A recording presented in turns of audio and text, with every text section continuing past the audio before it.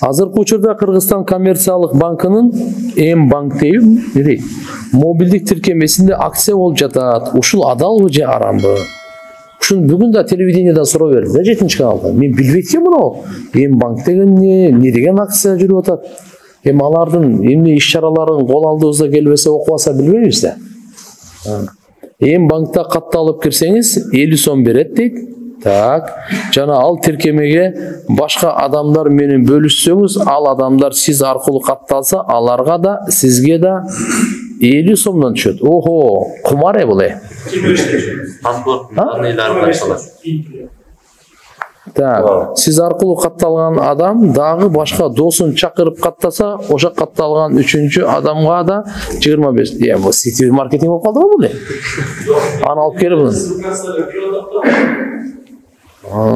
катталып эксүзгөн экен. Ошого жазым десең, ага 25 сом түшүп калып, атиге 50 сом ошентип көрөт.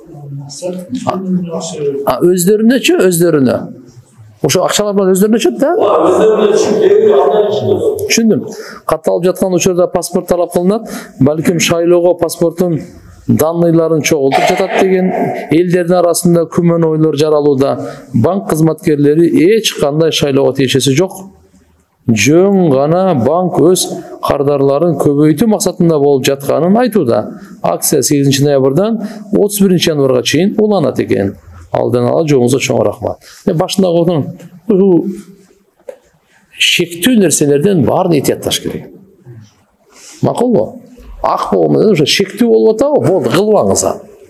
А бул жерде не только шектүү меселе, аны эле азыр 50 банкка катталат экенсиз 50 сом менен. Так, ал тиркемеге башка адамдар менен бөлүшө турган болсоңуз, ал адам сиз аркылуу катталса, аларга да сизде 50 сомдон түшөт деп десем экен. Жок, болбойт. Эми түшүндүм мен муну.